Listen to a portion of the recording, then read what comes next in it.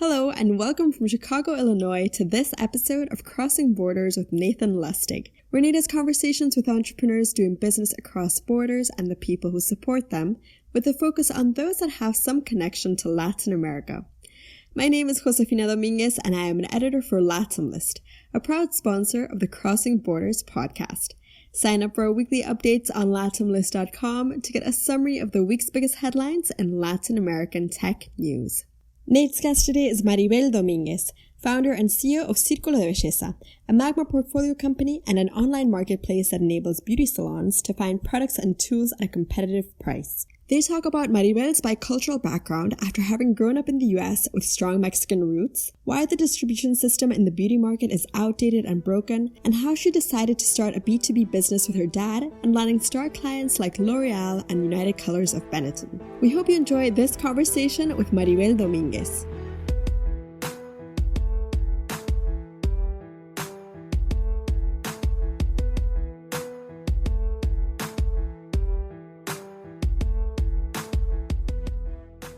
Hey, Maribel, welcome to the podcast. Thanks for being willing to do it. Hi, Nate. Thank you so much. Glad to be here. Now, of course. So where are you in the world today?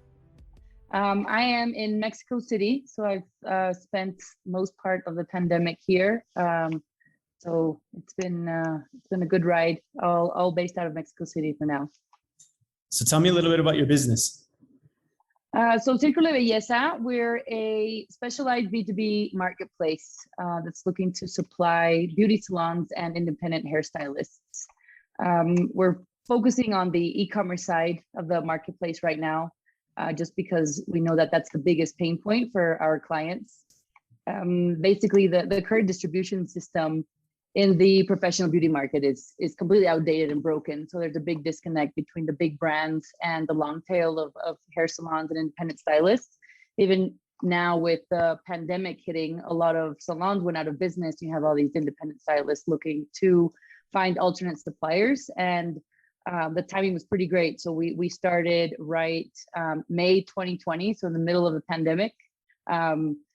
Kind of rode the wave of the digital transformation, and that included the professional beauty industry. So that's basically in this, in a nutshell. So talk me through how one of your clients' life is without you and now with you. Like what changes and why is using you better than what they were doing before? So basically, I get asked this question a lot, and the first kind of metaphor or relationship I give is, okay, what's the difference between you going to the grocery store and buying all your groceries or ordering them online, right? So there's just that simple convenience piece of knowing you go on a website, you go on an app, you add to cart, and you get the stuff delivered that you need, right? You never go to the, a lot of times you go to the grocery store, there's something that are out of stock, and usually that doesn't happen when you're ordering online. So that's that whole convenience piece, basically. Secondly, it's basically, and this is our biggest point, is we're offering all of our clients top name brands that they usually wouldn't have been able to buy elsewhere. So most of the stylists and small hair salons don't comply with all the requirements on behalf of the big brands like L'Oreal, Alphapar, Revlon, etc. Just because these big global companies have to invoice formal businesses. So a lot of times these smaller mom and pop shops don't simply comply with all of that. So access to top brands, and what we're offering is a wholesale pricing mechanism with no minimum order. So what we say is you can buy one hair dye or 100, one shampoo or 3 case packs. It's the same price, and as long as you are a professional and it's for it's a B2B. We will sell to you. Also, another one of our unique value propositions is that we deliver nationwide. So a lot of times in the big cities, you are able to find more suppliers for these top brands or more variety at competitive pricing. To date, we've already delivered orders across all states in Mexico, so that's pretty great. And even though obviously the bulk of it is in Mexico City, Estado de Mexico, Guadalajara, Monterrey, we're seeing orders literally coast to coast, end to end of the country. So basically all of our clients are scattered all over. And that distribution piece is also solved by us having one online platform that's basically nationwide delivery. So those are basically the main points. So access to top brands, pricing, and just kind of the service level that it doesn't matter where you are, we'll ship that out to you. What we built was really thought well out from the beginning, knowing our type of client. So even though it's an online store, you don't have to have a credit card or even a bank account to buy with us. We offer a cash on delivery method, which is actually 80% of our sales are paid with cash on delivery. So that's a great also a barrier when you're trying to attend this bottom of the pyramid type of businesses. So that was something we knew we had to offer from the get-go. And again, just also we do conversational commerce a lot, and that's just basically a fancy term for selling via WhatsApp, right? So 50% of our sales are actually done through WhatsApp. We have a multi-agent like WhatsApp enterprise system. All of our sales reps are called Pili, so everyone thinks they're talking to one Pili, but really Pili is a lot of different people, so that's always kind of interesting. And so clients are able to buy via WhatsApp, pay cash on delivery, order and get order what they need whenever they need, get it delivered no matter where they are, and the get access to the brands, and all with the convenience of buying online and getting it delivered to their business or to their home, basically. So we'll dig in more into the business in a bit here, but I wanted to talk a little bit about your background. Did you always know you wanted to be an entrepreneur, or was this something that came up in your business career? So I've always kind of said that Círculo de Belleza is my 11-year startup, because I've kind of always been very into just kind of like the beauty industry in general, even though I have no like beauty technical background. So I've lived 19 out of my 34 years in the US. And so back and forth into 3 different time periods, one of which was when I went to college. I attended Boston University. I graduated from the School of Management and the School of Arts and Sciences. So I got a dual degree there in economics and international management. Basically, I was the first out of all my group of friends that got an internship. I worked at a boutique investment and M&A firm. And that's when I kind of knew, like, this is not for me, like just like crunching numbers and sitting at Excels. And my like coworkers were like having competitions, like who could do the Excel faster without touching the mouse. I was like, yeah, this is definitely not for me, even though I studied this, right? Like everyone was, I mean, the timing was also kind of like everything kind of worked itself out. I was looking to get more into like consulting, just because I liked, I wanted to, really take advantage of kind of like my bicultural, I consider myself fully Mexican, and I'm also very American. So in like all senses of the word, I have the nationalities, I speak the language. I actually probably think and speak better in English than in Spanish. So kind of getting into consulting and trying to do something like cross-border was kind of my thing. But then I graduated in 2009, and that was a year after the big financial crisis. So there was literally a hiring freeze.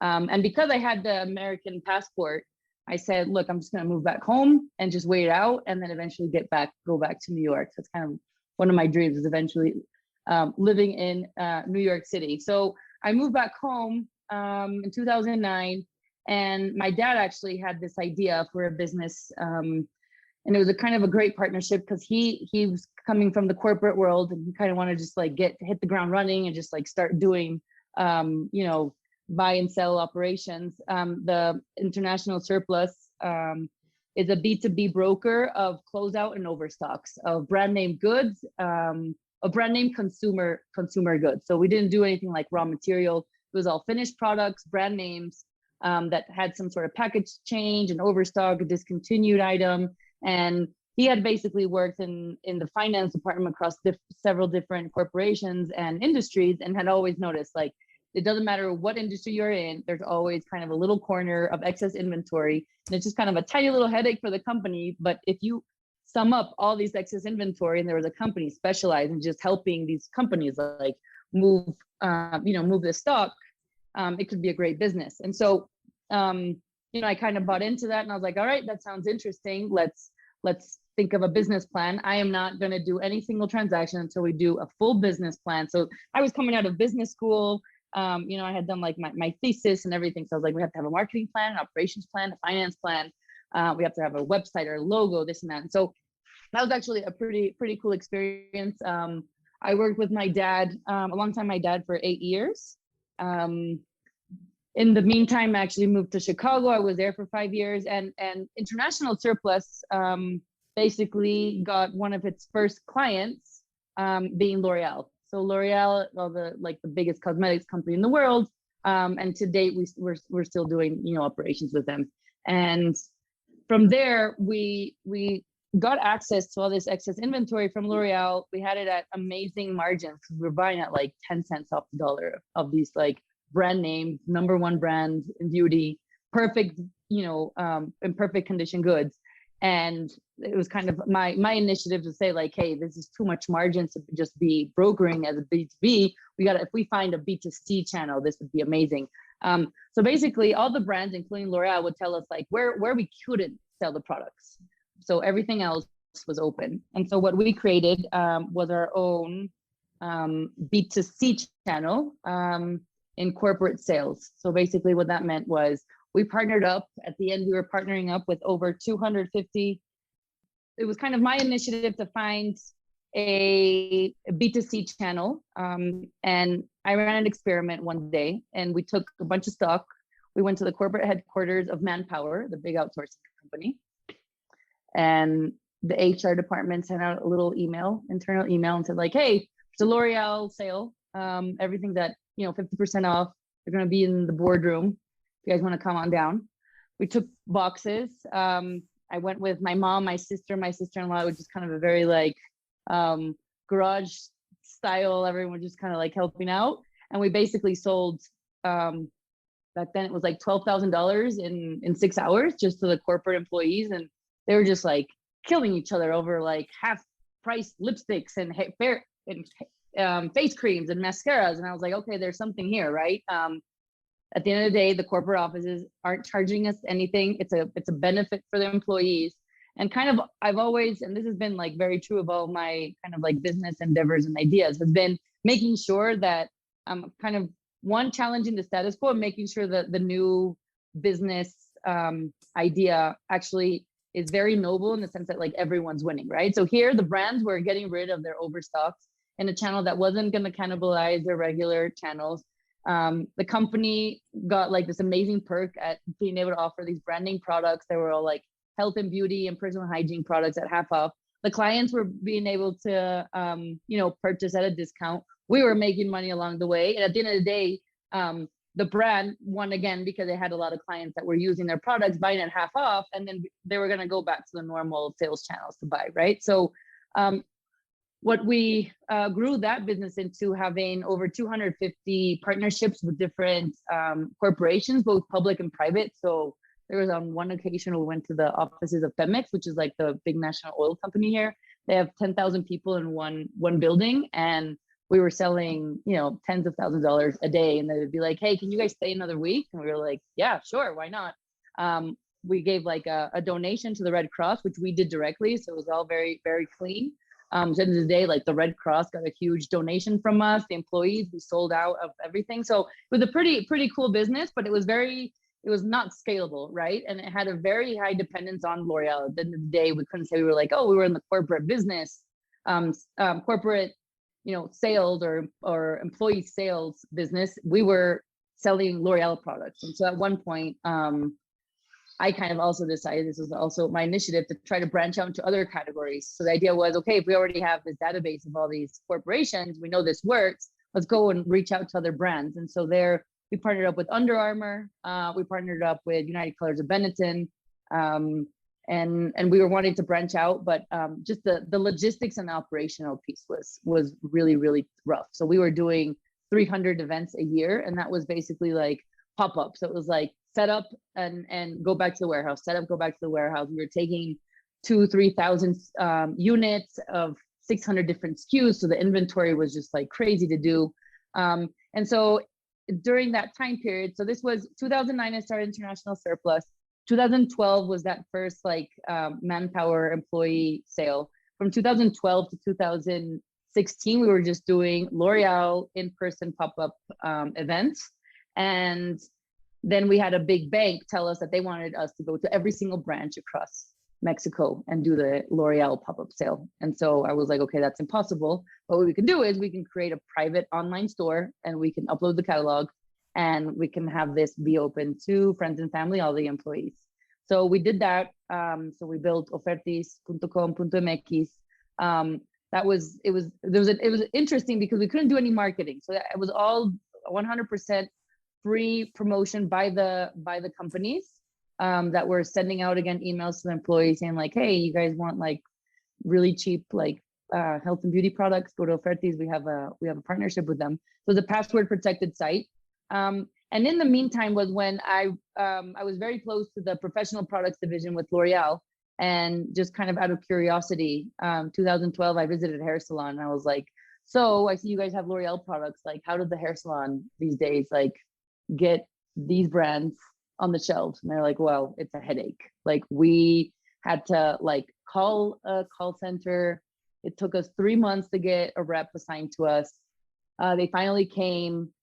We gathered all the like paperwork. It was a headache. And then they made us place a $2,500 initial order, which was really tough for us to make, but we did it just so we could carry the brands.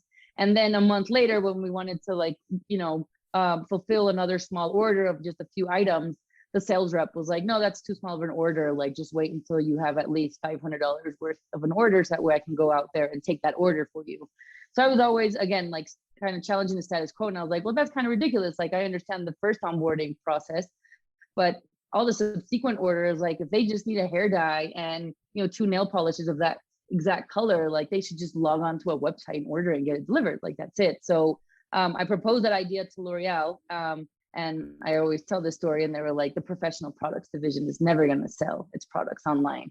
So that was 2012. And then 2019 hit, and they had a global meeting where Brazil was going to announce that now 20% of their sales were coming online of the professional products division, and L'Oreal had zero, and not even a single client who had even looked at e-commerce. So I had been kind of their like go-to person and trying to carry out kind of like different new sales channels.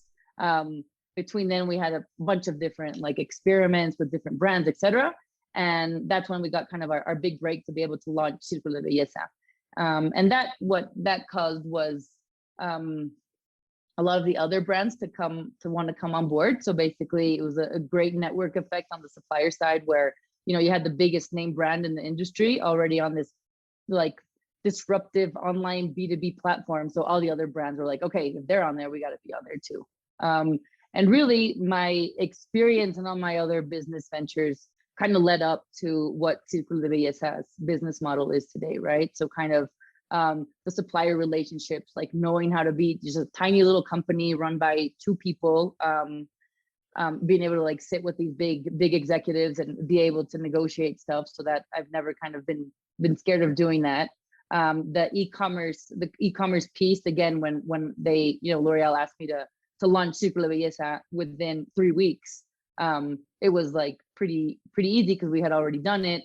The whole logistics and the whole just like e-commerce infrastructure we had already kind of carried out as well.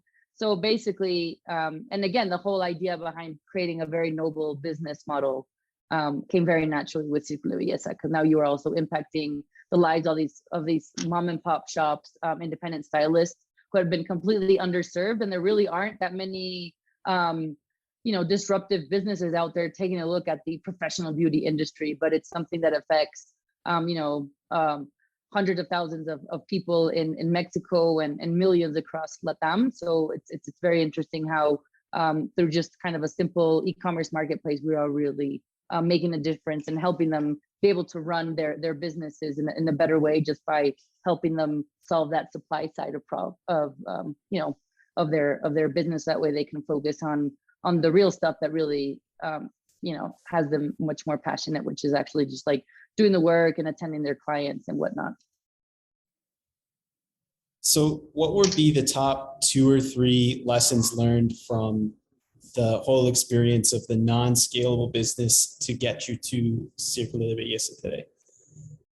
Yeah. So basically, anything that you can't, that has too big of a bottleneck, that won't let you scale, is a no-go, right?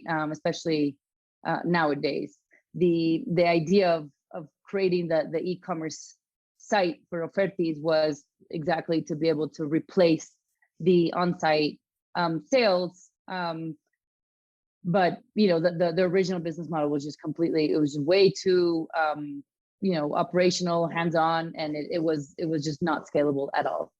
So basically, I wouldn't ever consider any type of even initiative, even in any part of the business today, even if it's onboarding, if it's marketing strategy, if it's even like a hiring strategy, I wouldn't consider today anything that's not scalable, that you aren't able to, okay, you're doing 10 today, how can you do 1,000 with that same method? So basically, if it doesn't scale, it's not going to work in today's world. So that's the biggest lesson.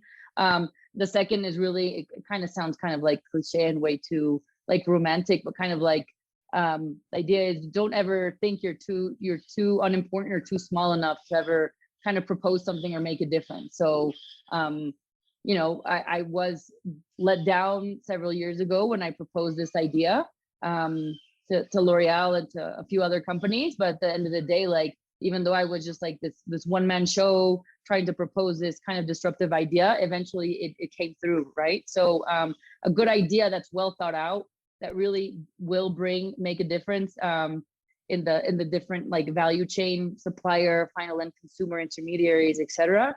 It's really worthwhile to kind of fight for it and find a way how to do it, right? So I've always kind of been not like a yes woman, but always like, don't tell me no, tell me how como si, right? Like how we can do this. Don't tell me all the ways we can't. Like I get like, okay, because of the onboarding, okay, because you have to make sure it gets into the hands of supply of like, licensed technicians. Okay, I get it because it's gonna cannibalize your workforce, but like what can we do? Like at one point I was like, we'll integrate your Salesforce into this. Like, so always kind of find a way to not take no for an answer, just take those no's into consideration to kind of be creative and kind of twist it into your favor. Is kind of what were the common themes and how I got to where I am today. And one of the things that distinguished the previous business to this business is raising money. Talk a little bit about the decision to raise money, the fundraising process, and where you are today. Yeah, so that's an absolutely key factor in everything. So the original business, so for my first 10 years as an entrepreneur, I was basically bootstrapping and just taking the returns and reinvesting it into the company. Kind of like a quick note there, I actually ended up doing a management buyout for the business, just because sometimes mixing family and business is a little complicated. So I actually moved back to Mexico City from Chicago in 2018, exactly almost 3 years ago to date. And I ended up buying my dad out of the business. So and in that sense, it was just kind of a generational change for him, trying to raise money, trying to think bigger, trying to think of businesses that would scale, and not take this as just being like a just a small little family run business. I was always wanting to think big. So that was kind of, there was just too many differences there in vision and long-term strategy between us. And at the end of the day, like he's my dad, so he's no longer my business partner. I think separating that was very healthy. So raising capital was the number one thing. I said, I was like, I'm not gonna do another business where I do not have outside money, and that doesn't mean that because I didn't want to put up my own money or because I didn't want to take the risk myself. But I realized that just small organic growth, just kind of reinvesting your returns and putting it back to the business was really never gonna take Círculo de Belleza to the level that we needed. So from the get-go, I went out and raised a friends and family round and just kind of convinced people. And it's very true. People really do invest in the person, not really even in the business idea. I was taking checks in the middle of pandemic. I actually never even got the actual safes signed officially in ink, just because everyone was like locked up, and it was kind of very crazy times. And honestly, I don't even know how I was able to do it in the middle of pandemic with so much uncertainty, but it was definitely a key factor in where Círculo de Belleza is today. And I think it is very hard to just kind of bootstrap. There's bootstrapping strategies, right? But just kind of bootstrapping and being like, okay, I'm gonna start small, and I'm gonna see where I can take this. It is really hard to get any noise out there and up and running. So that was a big difference between everything else I had done. And also, I guess I feel a lot more confident today going out and raising money and being able to say like what we're going to do with this money, how we're going to put it to good use, how we're going to grow, just because of that previous experience I have, right? So it's kind of not that common, I think, in finding like kind of longstanding entrepreneurs who have this experience. So I've actually, really used that in my favor and said like, hey, this isn't my first time doing this, but it is my first time with actual money in the bank. So I'm confident that I'm going to be able to really grow this thing, because now I have all the resources. I can hire top talent. We can invest where we need to, and we can get this up and running, and it's a scalable business model. So, kind of sky's the limit here. So that was a big difference in what I had done previously. And perhaps I would have, knowing what I know today, maybe back then I could have gone out and raised some money from, friends and family, but just again, it wasn't a scalable business model. So it wasn't that attractive, right? Do you have any books, blogs, podcasts, or documentaries you like, whether they're startup related or just about life in general? So there's a pretty cool book. So I kind of spend all my free time reading about business books. So I'm kind of boring in that sense. There's a book called Playing to Win. It's a book about a framework of different, very simple questions, but that are very difficult to answer. And I think all entrepreneurs should read it, because if they are able to answer the questions in that book, they have a really solid business case.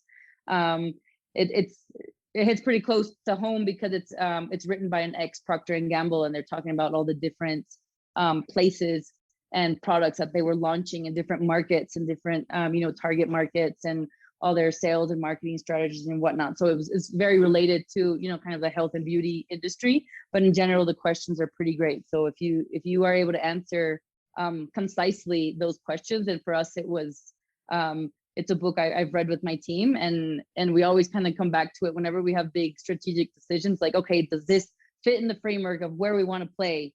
What does winning mean, right? And so it's not about like creating your vision and your mission as a company, but it's really like, what is your aim? You can't try to win at everything. You can't be everywhere and be the best all over, but where are you going to choose to play today? And that can evolve. But if you have that very clear, I think it's again, it can be a very it doesn't have to be like a unicorn worth idea, but if you have these questions well thought out, I think it can be a very solid business, because it's very, very concise. So that's one. And then this is more like a book I read more for personal reasons, but it really did change a lot of how I deal with relationships. It's called The Relationship Cure. It's a very interesting book that talks about different types of relationships. So relationship with work-wise, relationship with your boss, with your colleagues, with your subordinates, with your team, with your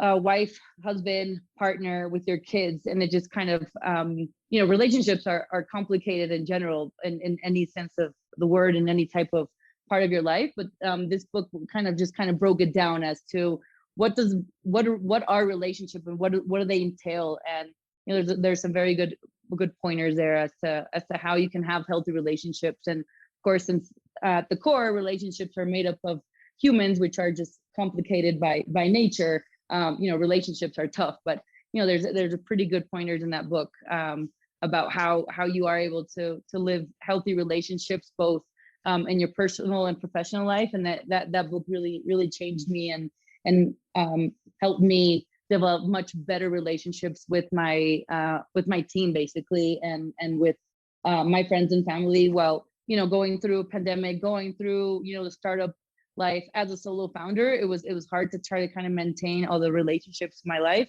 And that book really gave me a really solid framework as to how to be able to like balance it out and how to have good, healthy relationships with all these different people that were part of my life during this journey. And I continue to use it today. What's next for Círculo de Belleza over the next year or two? So as a good founder, and I'm writing the startup and VC wave, never stop fundraising. So I'm looking forward to being able to find new partners and keep growing Círculo de Belleza to get it to where, the big vision of becoming not just the e-commerce side of the business, but growing into other verticals, growing into other geographies, growing into other products and categories. I think there's a lot to do in the sector, and there's very little disruption and very few players that are tapping into it. And it's kind of one of the most overlooked industries around the world in general. And we want to kind of be able to spread the business model all over Latin America, hire, really solid team. We're hiring a lot of different roles right now, kind of taking advantage of all of our new investors and trying to really gather all their thoughts and their ideas to be able to really crunch out the best version of Círculo de Belleza. So a lot of growth, a lot of expansion, and we're having awesome results month over month, and learning a lot, and always kind of measuring everything that we're accomplishing, so that way we know how to replicate it and how to improve it. So yeah, keeping very busy, and hopefully we'll be expanding into different product services and geographies in the next year or two. Well, it's going to be great to continue to be able to support you along the journey. Thanks for sharing your story. I really appreciate it. It's really interesting. Thanks for doing it. Thanks again for listening to this episode of Crossing Borders with our guest Maribel Dominguez. And thank you to Ángel Andraca for producing this podcast. If you enjoyed this episode, please share with a friend and give us a rating on iTunes or wherever you listen to podcasts. It's the best way to share what's going on in Latin America's ecosystem.